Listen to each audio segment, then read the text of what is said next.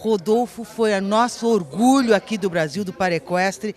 Realmente, eu conheço ele desde criança e eu estou muito feliz. Primeiro momento equestre quer te parabenizar pelo teu feito e saber um pouco como é que você está se sentindo. Você esperava isso, Rodolfo? Ah, é demais. Primeiro, obrigado por tudo, pelo apoio, pela força, tudo que vocês dão.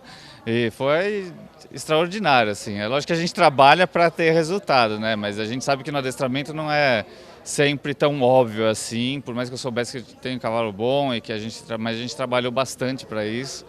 E não, foi extraordinário, muito bom. Rodolfo, você já montava e fazia adestramento e era profissional de adestramento.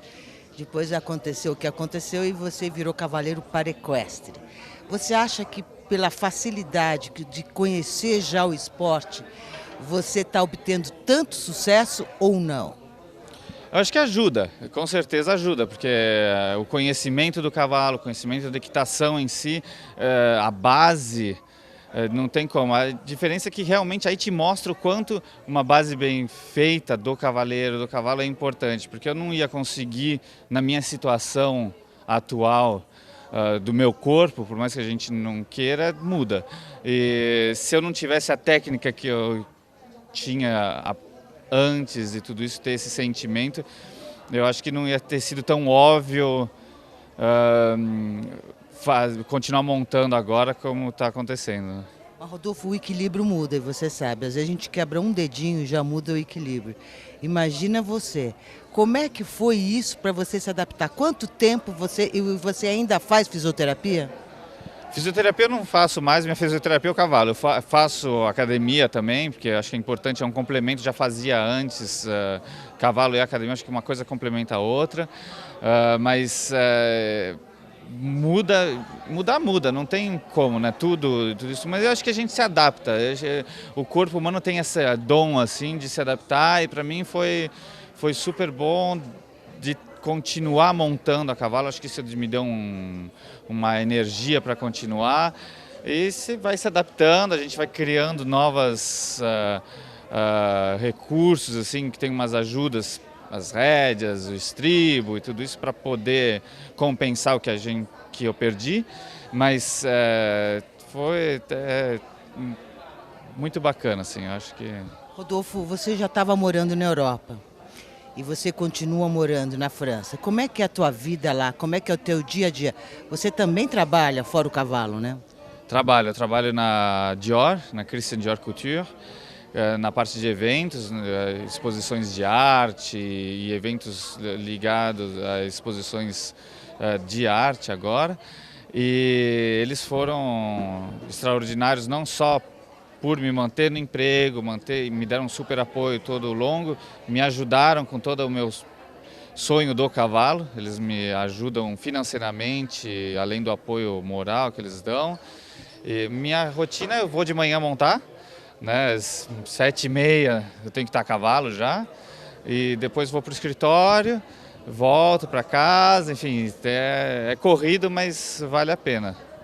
Preciso falar, gente, que ele também tem um subsídio muito grande, que é a família que não largou você um minuto, né? A minha amiga Rosângela, que está sempre ao seu lado, a tua irmã Vitória, elas são muito importantes, né? São as duas, acho que sem as duas, sem minha mãe e minha irmã, eu não ia ter conseguido. Acho que é um trabalho de equipe, assim. É lógico que vem a minha responsabilidade no final de montar lá dentro, mas sem esse apoio todo, não só delas, mas de todo mundo que ajudou, apoiou, torceu, mas principalmente delas que estão lá todo dia, passaram por tudo que elas passaram quando eu fiquei doente, ajudaram a passar essa fase chata, e minha mãe me treina, minha irmã vem me ajudar com o cavalo, viajou com os cavalos da equipe do Brasil para poder estar junto com o meu cavalo também, para ter chegar lá no Mundial com a melhor possibilidade possível. Elas dão do tempo delas também para isso, então é extraordinário. Me fala um pouco do teu cavalo.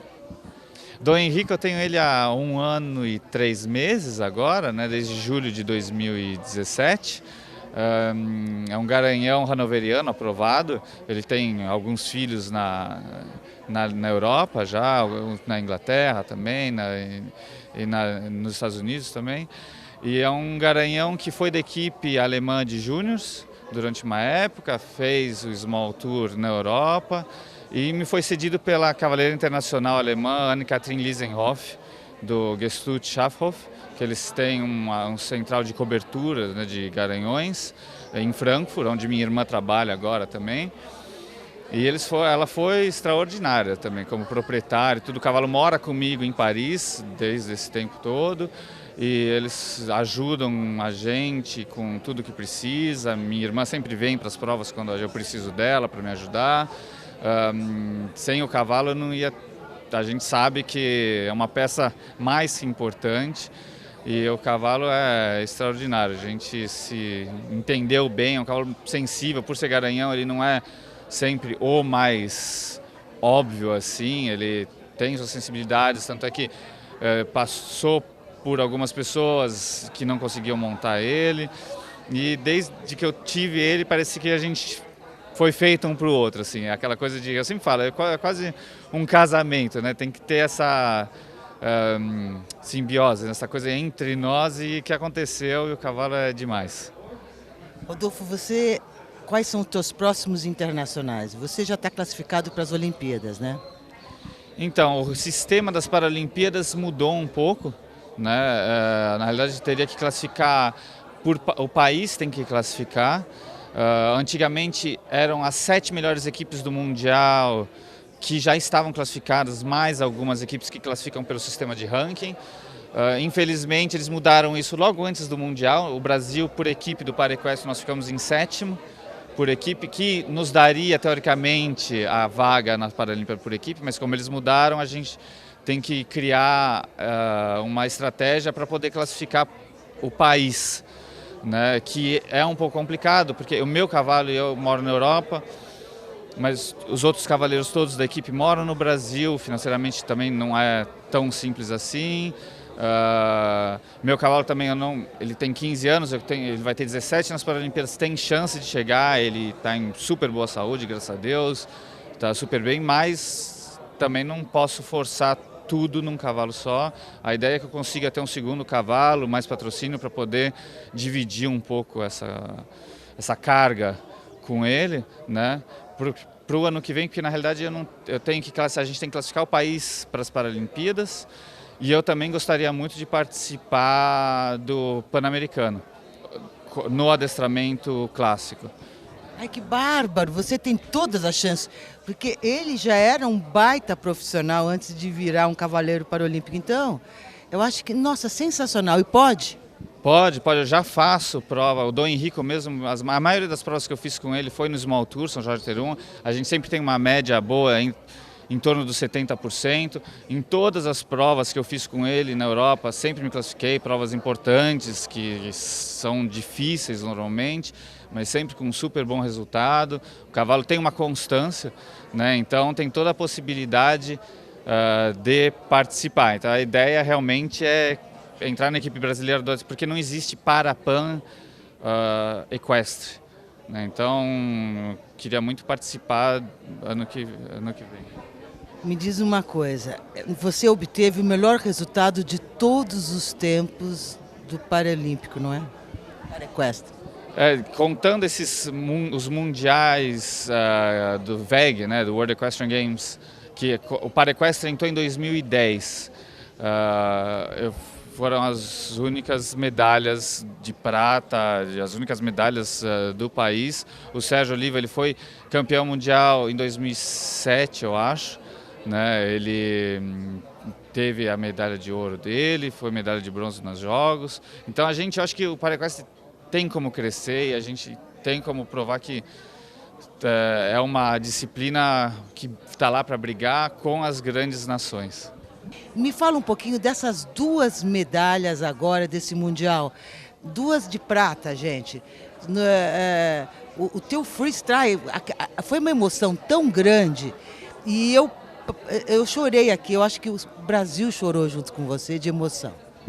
Foi demais. Acho que não tem nem palavras para falar o quanto a gente ficou emocionado lá e o quanto foi... o cavalo estava perfeito, foi uma semana foram 2 semanas, é um concurso que normalmente é longo, porque é uma viagem longa, o concurso é longo, normalmente os cavalos podem cansar, estava calor, então, mas o cavalo foi demais e chegou no dia do freestyle também, ele estava extraordinário, assim, foi muito bacana, e ele adora aquela música, toda vez que eu faço as provas eu sempre ponho essa música, que é uma música do tema do Brasil, que a gente tem que aproveitar, né, que vem um país que tem toda essa cultura, então eu acho que não, foi extraordinário.